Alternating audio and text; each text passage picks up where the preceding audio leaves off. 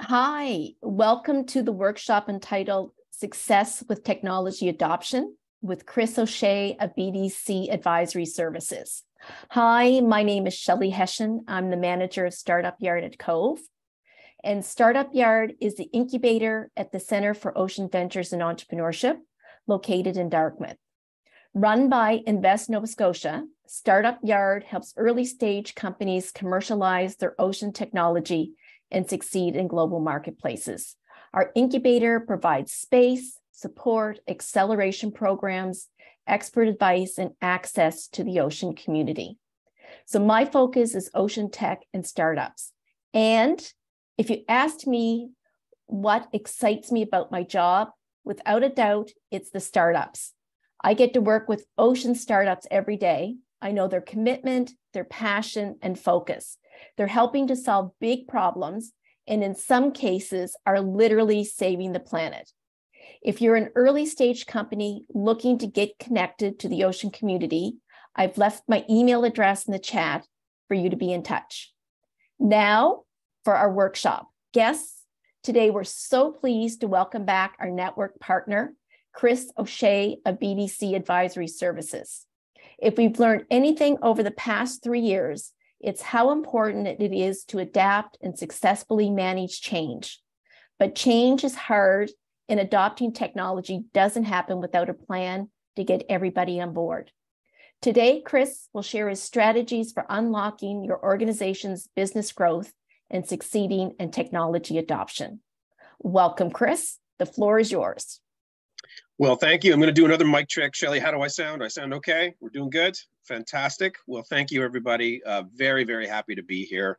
I'm not going to talk about donaires as Jonathan has put into the chat. So we're going to talk about technology today. So I'm going to share my screen here right now. So you bear with me while I just push some buttons. And once we see this document, you'll be able to see it full screen here. All right, so from my perspective, today is about you. So this is not going to be just me being a talking head. As Jonathan rightfully said in his session, this is a conversation. So obviously I'm going to talk through some talking points here, but we want to dig into some issues that you might be having even in your own businesses. So I have some content, I'll go through it. We'll talk through sort of the implications of some of the things that I'm going to share.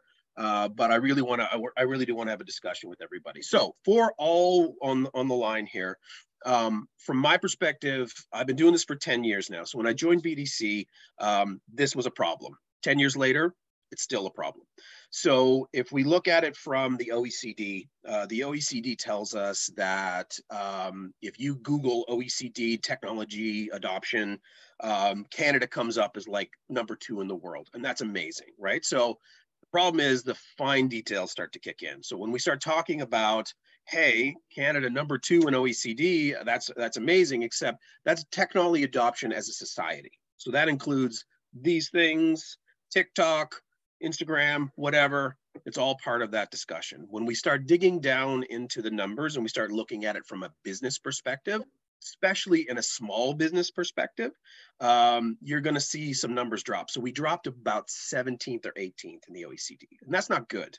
So from a competitive, global competitiveness perspective, that puts us a bit behind the 8 ball. The Nordic countries are ahead of us. The US is ahead of us. There's a bunch of countries that, we would consider to be equals it's not equal. We are very much behind them. Some of that has been driven by investment. So some of the things that we've seen is, we haven't had the chance to invest appropriately as businesses in technology as a platform or a tool. So today we're going to kind of dig into the underpinnings of all of that. We really want to kind of talk through what that actually means for a lot of businesses, in our current global economy. So we'll start here. So first and foremost, when we start talking about technology adoption, we start looking at challenges. Some things that you're going to see on the screen here are the things that a lot of businesses are dealing with. You might be dealing with it yourself. But it's the stuff that everybody has to go through. Spreadsheets everywhere, employees changing expectations about what technology means to them, poor lines of communication, managing information. These are the things we think about. But this is where this leads us, right? So from a an economy perspective, our chief economist, so BDC's chief economist, Pierre Cleroux, has said, we are not in an official recession. So let's be very clear, we are in a recessionary phase of the economy right now, but we're not in a full-blown recession. But what you see on the screen right now is an issue of growth. So along the bottom, you can see Japan, USA, us. So that little bar, the little tiny bar on the right-hand side that says 0.5%, that's where our growth is going to be expected coming out of 2023, all things being equal. Hopefully there's no other disruptions, but that's what we're talking about. So that's not a home run by any stretch of the imagination, right? We're not going out of the gates gangbusters here.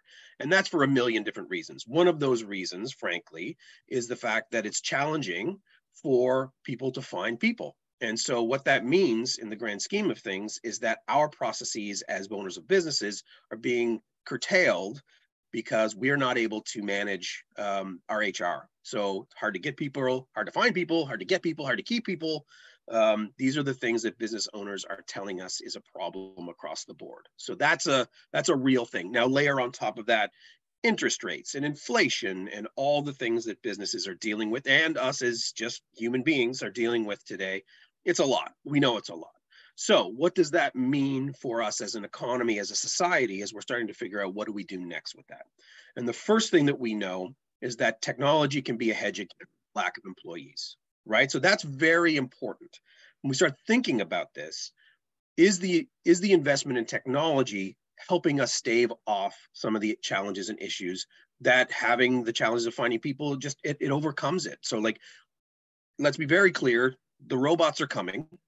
I say that tongue in cheek, but I genuinely say that because there's a lot of automation tools, a lot of opportunities for people to be using tools differently within their businesses, and they're just not. And I always call it, you're not denying pain by not investing technology, you're delaying pain. And that's a thing that a lot of entrepreneurs don't think about. Well, if I don't do anything about it and the problem doesn't get any worse, well, what's the big deal? Lots and lots and lots of big deals. So we think about it in terms of how do our businesses, our entrepreneurs, our economy, how do we fight this battle at scale? So this is one of the things that we're leaning into here. The technology can be a hedge for that. So that's one.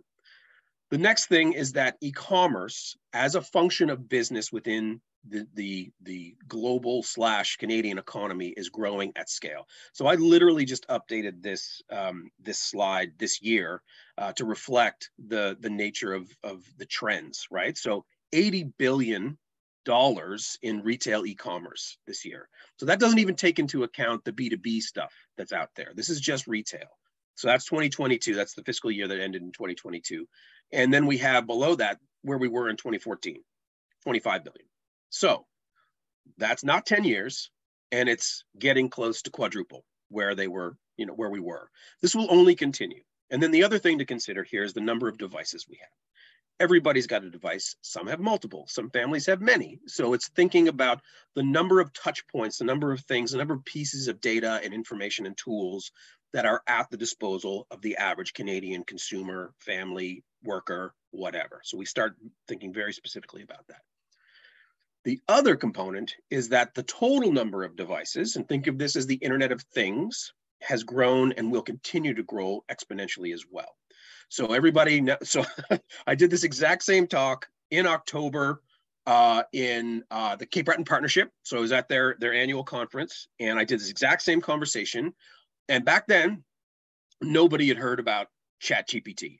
And now it's like, if you're scrolling through social media, it's like every third thing is something about ChatGPT. This is what's happening, right? So the acceleration of these tools, these technologies, these things, it's very, very valuable for us to keep tabs on. So I'll give you a perfect example. I'm literally in Home Depot in the fall with my little guy. We walk down the appliances aisle, and suddenly we run into another young guy who is standing in front of a fridge. I think it's an LG fridge. I don't even know who made it. And it's got a screen on it, and he's drawing a picture of a dinosaur. He's literally drawing that picture. And my son is like, whoa, that's awesome. And I'm like, yeah, that is super awesome. We get a little closer, the kid wanders off, and we look, and the actual screen is telling us what the temperature outside was. It tells us what the weather is like, and then there's this picture of a dinosaur. And I think that people have to start thinking how quickly these things will change. So that iteration of that tool, a Samsung, an LG, or whatever it is in terms of a fridge, the next version of that, the next upgrade model from that will actually tell you when your milk is about to expire. It'll actually say, do you want me to reorder, broccoli, whatever. Like, this is how the model and how fast the model is beginning to shift. And let's be clear, I've been talking about this for a decade.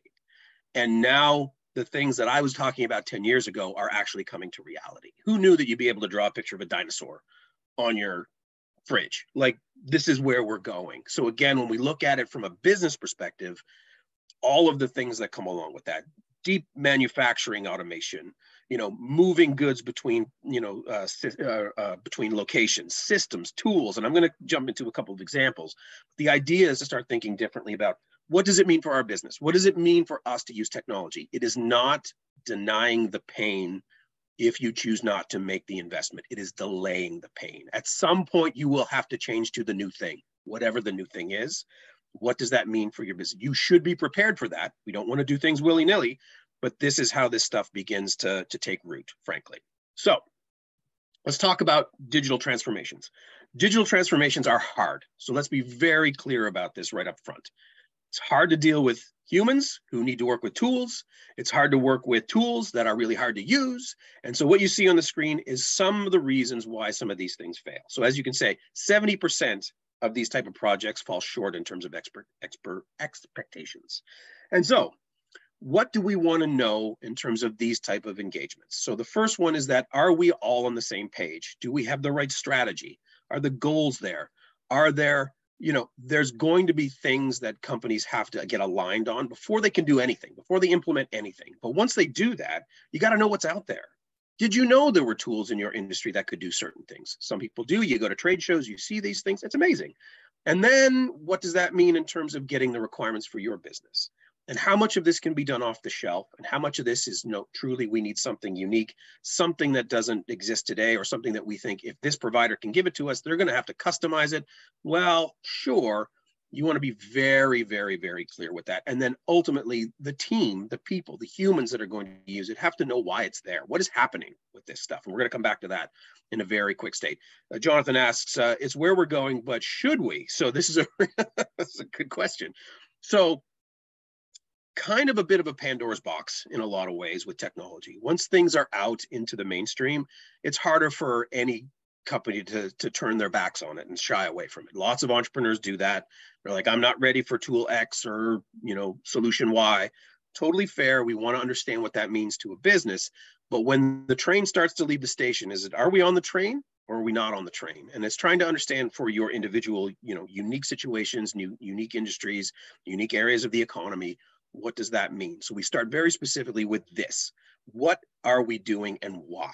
That's a very important piece of the puzzle, because again, if these things fall short, if these 70% of these fall short of expectations, that's not a small amount. Like, we really want to know why things are going off the rails. And a lot of times it isn't doing the requirements. We don't know where we're going.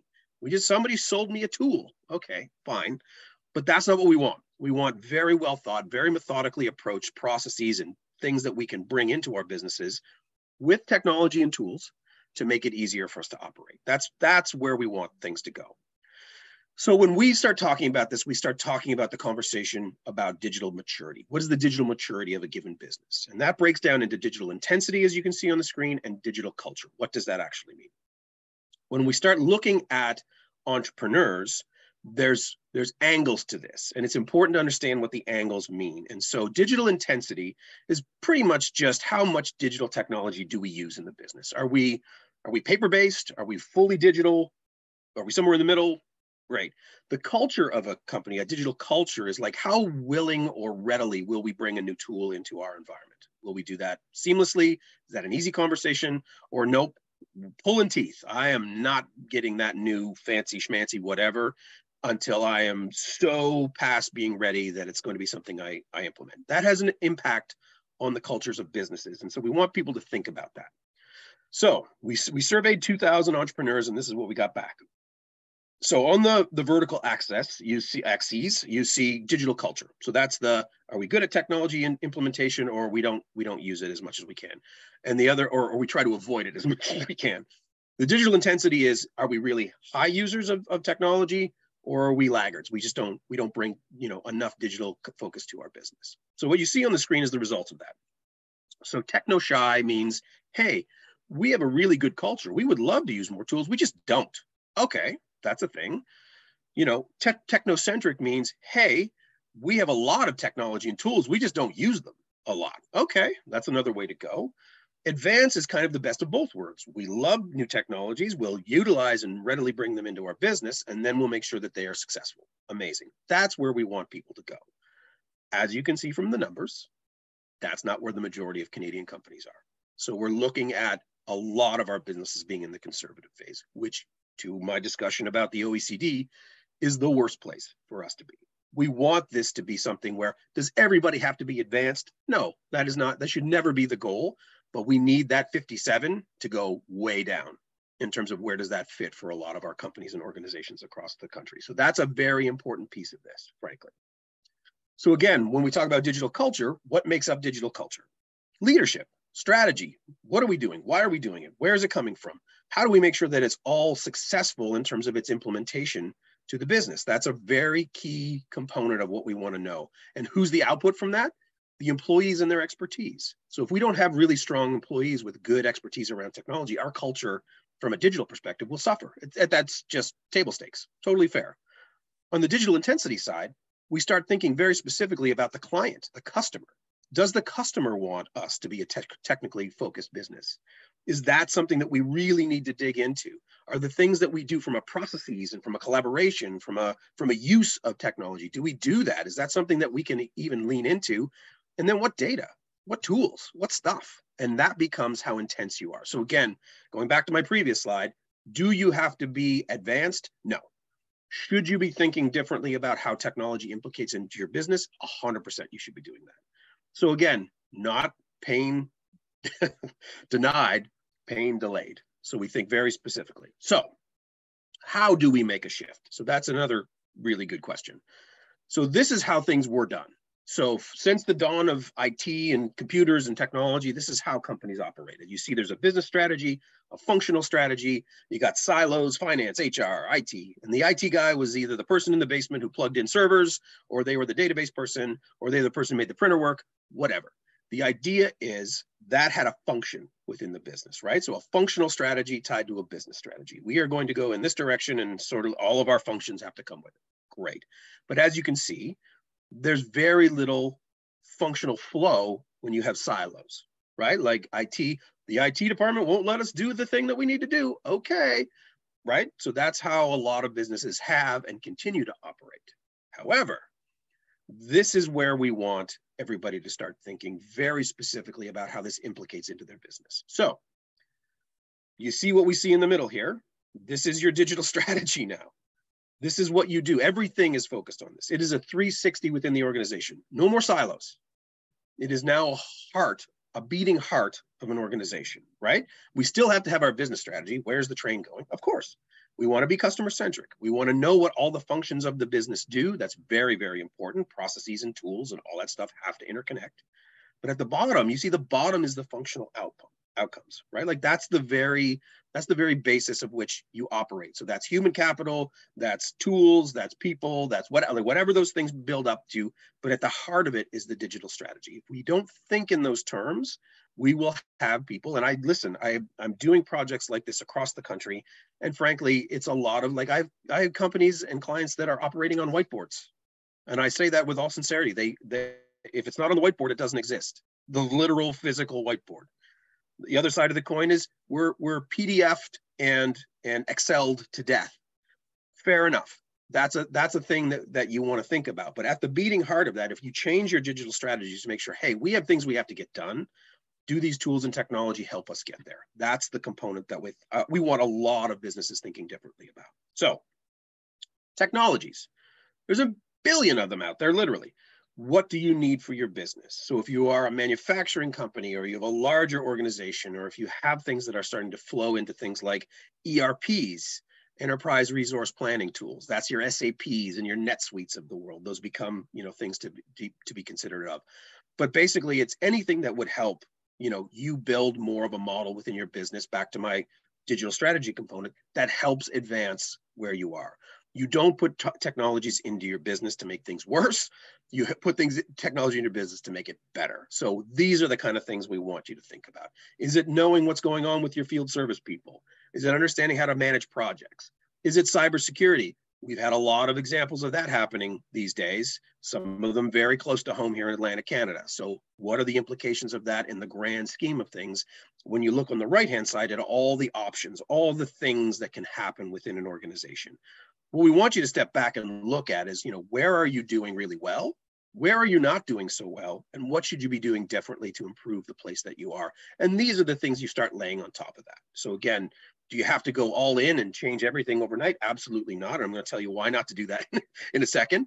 But this is the idea. Like, what are we doing now? What are the tools available to us as a business? What should we be doing tomorrow? And I say tomorrow, that could be 2024, but at least you're on the path. You think very specifically. So here's my first example. This is a great one. So this is a good Atlantic Canadian story. So this company that I'm going to talk about is actually in Ontario, but this maps very nicely to what's going on here in Atlantic Canada. So did you know in the dairy business these days, there are no field hands in the field anymore? So that was news to me. So the example I'm going to give you here is a client that we've worked with who is the purveyor supplier of technology to the dairy industry. So they're already a technology company. Amazing. What we learned as BDC as part of this process is how much that has changed in terms of managing dairy farms, managing cattle, all this kind of stuff. You see it on the screen there. So I say that very specifically. There are no longer any field hands in the field because now there are drones. They send drones into the air to go out and look and check on the cattle, make sure everything is cool. There's no coyotes around, whatever. Make sure that they can understand it. There are monitoring devices on all of these animals now. So you see there, tail movement. If a cow doesn't move their tail a certain number of times an hour, that is a sick animal. So if that doesn't happen and you have a tail monitor, you are immediately flagged that there's something going on with that animal. Amazing. Necklaces. They put a necklace around the cow's neck, and now you have a GPS monitor. You can know exactly where they are at any given point. You can make sure that they know facial recognition for cows. They're coming through the door, you know it's Bessie. Like, who knew that this was available? Pedometers. Did they get their 10,000 steps? I don't know, but this becomes a piece of the puzzle. So the idea for this company that we were talking about was they're selling all of this stuff. They're selling that to dairy farms. And we're like, amazing. You're selling thousands of these over the course of a year. Like, where does all that data go? Well, it goes into our systems in the back end and they have a dashboard they can look at. Amazing. What are you doing with all that data? And they looked across the table at each other and they were like, nothing. And I'm like, oh, fascinating. So that put a light bulb in their minds. And so when they go back and they look at their data, they're like, hey, we're still the purveyor of all of this material. We need to get those hardware units out into the field and literally physically in the field, but into these farms. But the real value, the real goal of this is that they are no longer the purveyor of this hardware. They're a data company. Because guess what? The dairy industry wants to know all of this stuff. They want to know the benchmarks. What's a good farm from a poor farm? What's a good, well cared for cow from an unproductive cow? These are the things that they come up with. And this was all part of a conversation that just started with like, what do you do with data? Well, nothing. Fascinating stuff. Anyway, the goal of this example is just to say, hey, you can think differently. You don't have to necessarily do everything that you do in the way that you do it without going up a level and looking. So again, had they not had that sort of aha moment, they would still be out doing just fine, selling necklaces and drones and whatever else they did. But now that they've become an actual data company, their value to the industry is like through the roof, right? Because they're the purveyor of that information. And I use the exact same example with a thing like Facebook, Instagram. So let's be very clear. Facebook, Instagram, they are not social media platforms. They are you and I data platforms. That's what they are. And so we think very specifically about how does that implicate us in the process of being part of the social media landscape, that Mark Zuckerberg doesn't care if you like a post or share a post or whatever. He wants to know what you do, how you do it, why you do it, when you do it, where you do it. And now he has data. That's a very, very powerful tool. So again, you got to just understand a little bit more of what does that mean to you? What does that mean to your market, to your industry? So we've got 8 golden rules for this. So 8 golden rules for digital planning and adoption. The first one is to get aligned. If we don't know what we want and why we want it, it's really hard to do anything productive. We've got to document things. We've got to know why this is being done. This is the process. This is step 1, step 2, step 3, step 11, step 50, whatever, because then you can reverse engineer your needs and the opportunities that are assigned to that. Then you can define the future state. Like, what is it? Like, what does success look like? What key performance indicators? What technologies? What is that roadmap? How does that make us better at the end of the day? That becomes the yardstick you'll use to decide, is this going in the right direction or not? And then you can get your functional requirements. Once you have functional requirements, so we talked about processes and current state, now we've got functional requirements. We know where we need to be. If it doesn't do these things, we're in trouble. And then you can look at the solutions that are available to you. Do you know those solutions at scale? Do you know what's available to you for your industry, for your vertical? And then you can look at fits and gaps, like something is a perfect fit, amazing. If it's 80% of the way and there's a 20% that doesn't fit, what has to change? Us or them? Mostly us, because we want things to be as off the shelf as possible. And then as a team, you get together and decide how do we want to guide this through the business? This is really important. People need to come along with the process, and the executive team has to be aligned. And then you adopt and improve. You get a new tool, you bring it in. It's not going to be a perfect fit. It's not going to do everything you need out of the box. If you do need some customizations, sure, make sure they're well defined. So when we talk about good governance, this is what we mean. Go back to the idea of strong governance. This is what we actually mean. Appoint a champion. Somebody has to be the one to really push the agenda.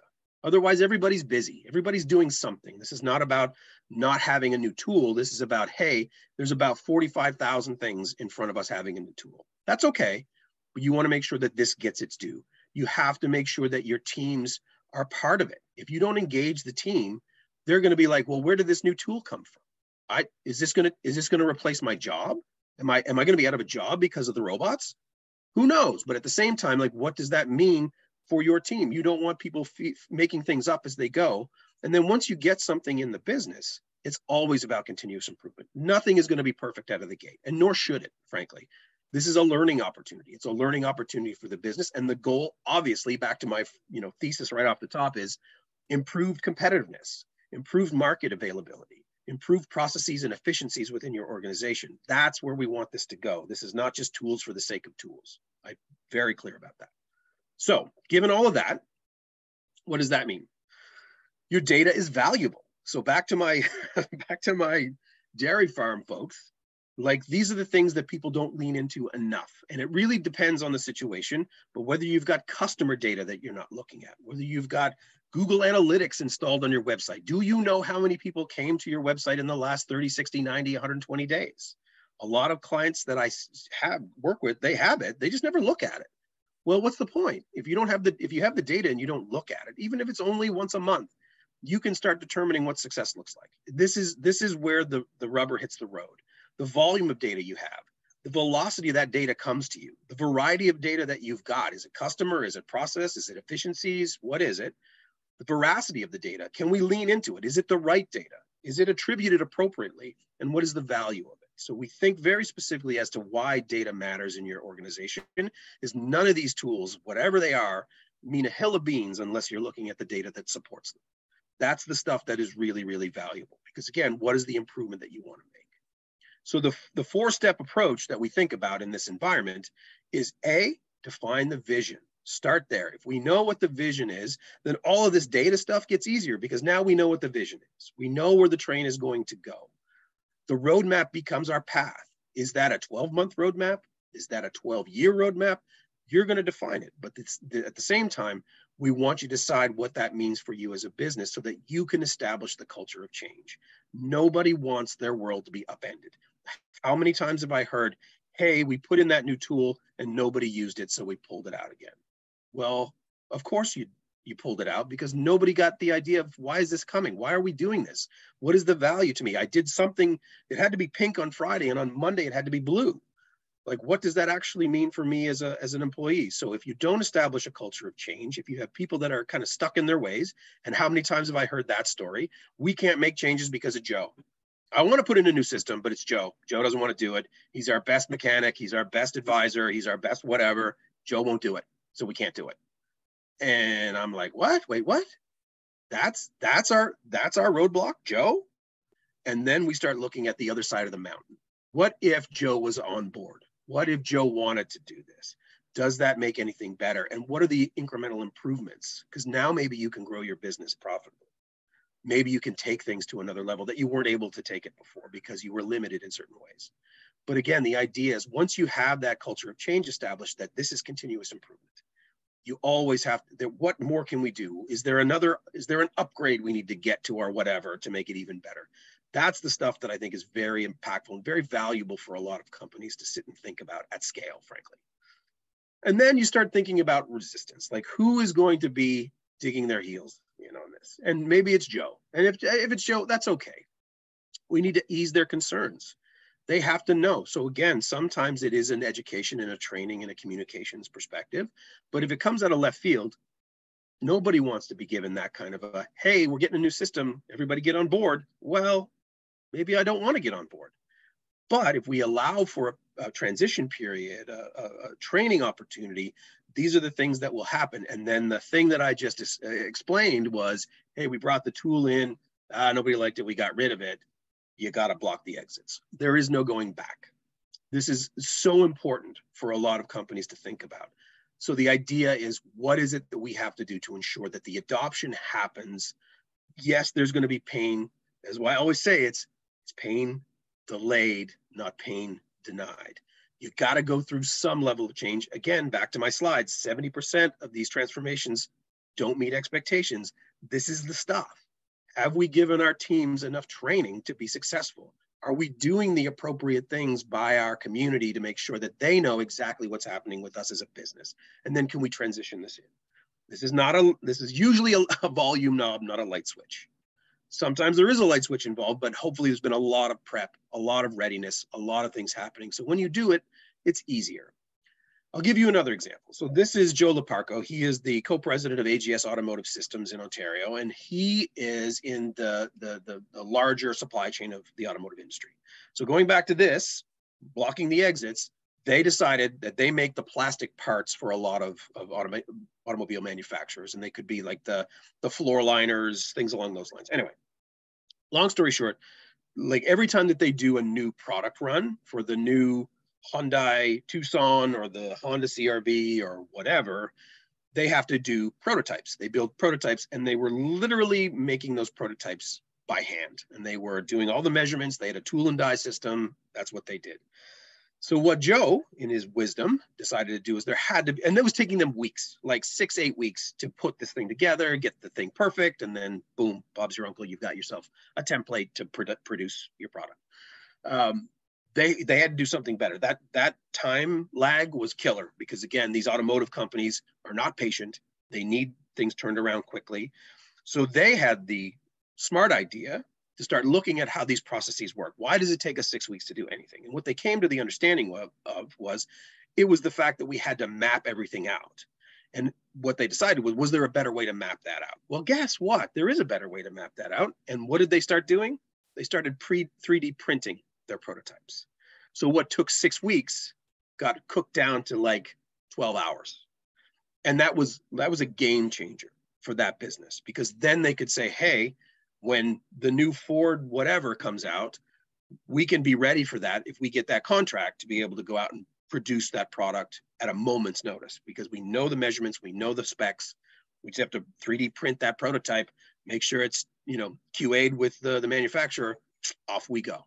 And so it's using this ideal, this mindset of saying, okay, what is this continuous improvement model and how does technology facilitate that? So the facilitation time and the time savings in their process was massive. But this is why these things are out there. So again, my question to you as business people, entrepreneurs, do you know what's available to you to make some of this better, easier? And finally, when we start talking about digital capabilities, you have to be able to boost your competitiveness. So going back again to my original thesis, 17th, 18th in the OECD for businesses in Canada to be, doing digital technology adoption is not good. That is not where we need to be. So why do we want this to happen? Because we need our companies to think about their higher productivity, sales, and profits. That is the outcome. If you're doing this, these are the outcomes you should expect. We want to reduce our costs. In today's economy, anything to reduce costs is a good idea. You can be faster to market, and you'll be more likely to export based upon being ready with technology in your organization. And then you can respond faster. It's easier. And these are the things that we're going to think about. And so Shelley has asked a very good question, which I'll address in a moment, around what does that mean for us as an organization. So bottom line, digital capabilities are something that we think is every entrepreneur should have an understanding of, every business owner should have an understanding of, to make better decisions within the business. So from our perspective, we've actually put out there on bdc.ca this tool. So bdc.ca has a digital assessment tool. So back to my conservative, advanced, technocentric, techno-shy, those quadrants. You can go to this tool yourselves and actually enter that information about your business. It's a few questions. It'll take you probably 10 or 15 minutes to do, but it'll tell you where you fit into this. And it directly, to Shelley's question, one of the things that's happening right now is the Canadian Digital Adoption Program, CDAP. So ISED, which is the federal government's innovation and science department, came up with this program, and they launched it, I would say, April of 2022. And this is an opportunity for entrepreneurs across the country to go out and look at their digital technology roadmap. And so there's two phases to it. The first phase of the project is an advisory phase where, depending on the size of your business, I think the smaller end, when I say smaller, probably under, say, I can't remember the exact number, but I want to say under $750,000 in annual revenues, you're able to go into an e-commerce program where you get access to a new grad who can come in and give you some support on your digital marketing and your e-commerce. So that's one angle of the program. If you're a little bit larger, and I think there's some flexibility in this, but if you're a little bit larger, there's what we call the digital adoption roadmap itself. And the road mapping process is about helping you define what tools and technologies you need in your business to take it to the next level, mostly from an operational perspective. So less about the e-commerce, the digital marketing stuff, and way more about, accounting and manufacturing and things along those lines. So the two links that are on the screen right now are basically the federal program where you can apply.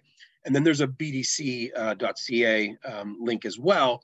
And that's our sort of angle to this. So yes, we are involved in the advisory piece, but more importantly, we are funding, as part of this program, a zero interest loan process. So the way it works is that if you were to decide to go into the process, for the advisory piece, there's grant funding available. And I think it covers up to 90% of your advisory phase, which has a max, I think, of $15,000 of funding.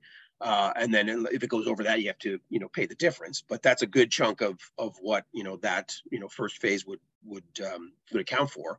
But once you go through that process, and it takes about 6-ish weeks to do that.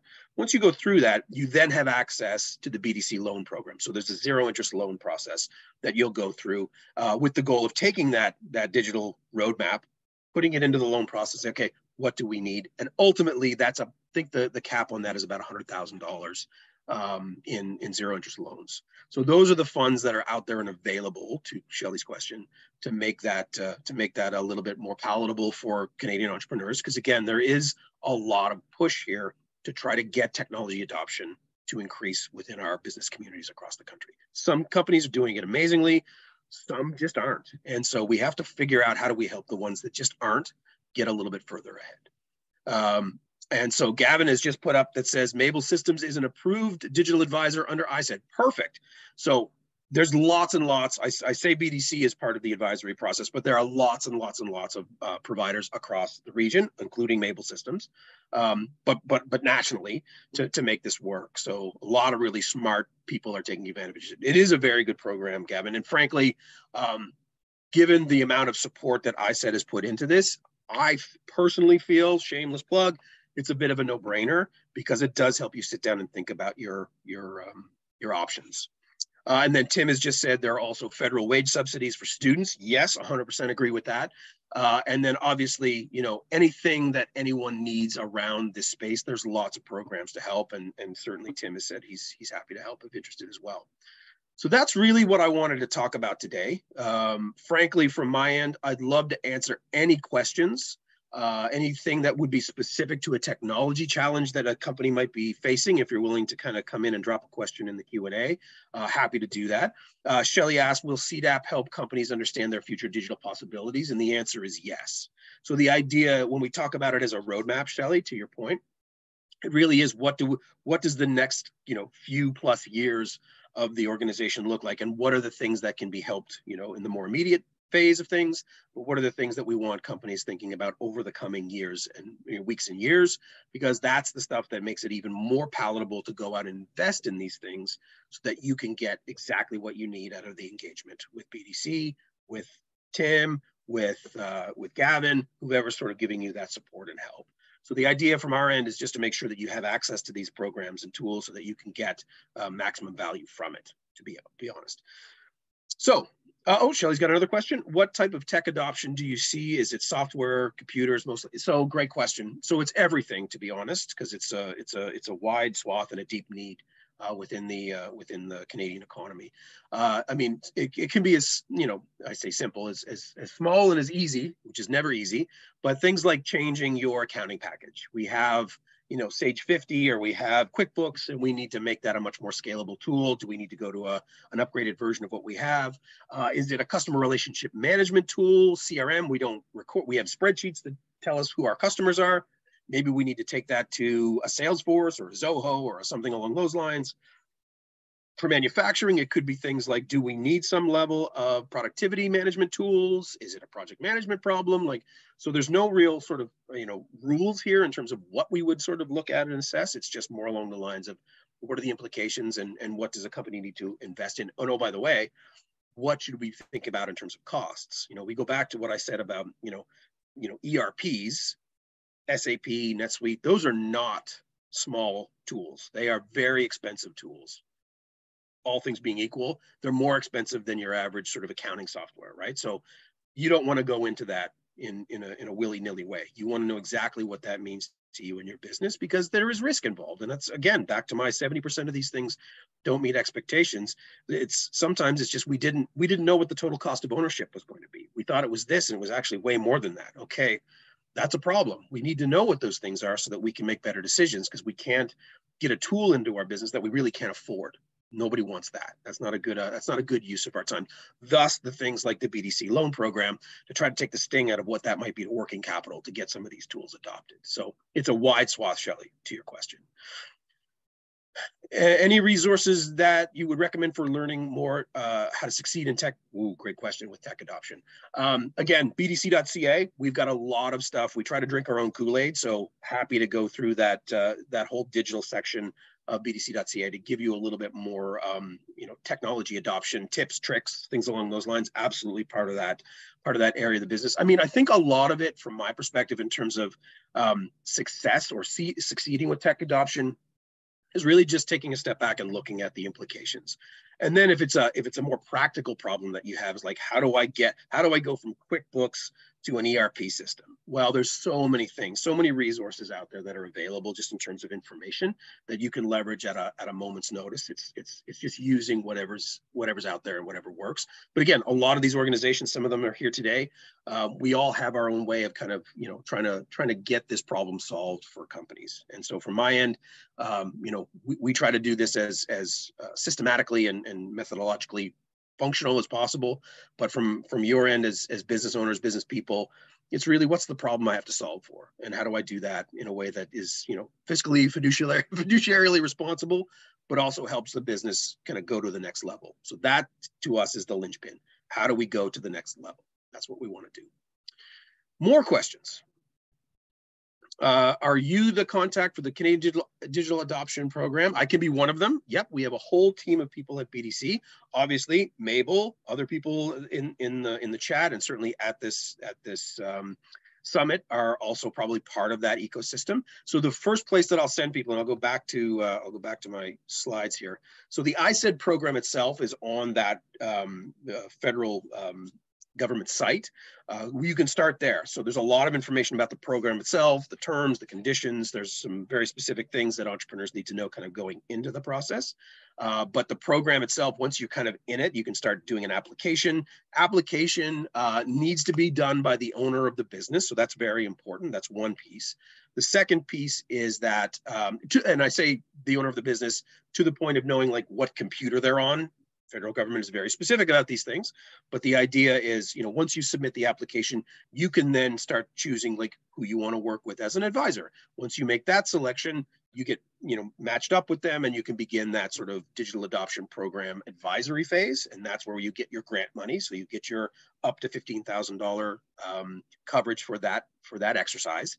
And then you can then, you know, make that process work with your advisor, get that roadmap built, again, usually in 6 weeks, and then off you go into the loan process. So you can then come into the BDC loan process so you can get access to that interest-free loan opportunity. So that's where it goes. So again, I'm here. I'm absolutely able to do some conversation with anybody that wants to know more. I'm absolutely going to share my slides. These are great questions you're asking. So you'll have access to all of this for sure. So that'll be a PDF that we'll make sure is available to anybody who's an attendee of the summit today.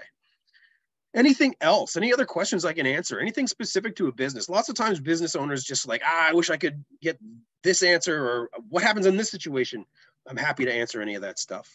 You know, today, certainly I'm going to be available. I'm doing this again here in the next session, but absolutely available beyond that as well. My LinkedIn profile's out there. Feel free to reach out to me as well. That's an easy thing to do. Other than that, I'm very glad to have been here. I know that there's another session coming up. So once we leave here today, this is pertinent information. You'll be taken back to the lobby. Again, I'm doing this all over again in the next session, but we've got another really great session to have your attention for as well. Any other questions before I drop here? I'm going to stop sharing my screen because that's a good place to start. But if there's any other questions that I can answer, anything that is relevant or interesting, happy to do that. I know that we're getting close to time here, but I wanted to make sure that I threw that out there. We'll call it a last call. But great questions, Shelley, and everybody else. Thank you. Awesome. Thanks, Tim. Really appreciate you joining us. All right, Shelley, what do you think? Do you want to go off to the next session? I think we're gonna call it. Thanks, Jessica. Really great to be here. Amber, thank you. So I'm gonna close her down, send everybody back to the lobby, and hopefully we'll see you maybe in the next session. All right. All the best. Have a great day. Enjoy the rest of your summit.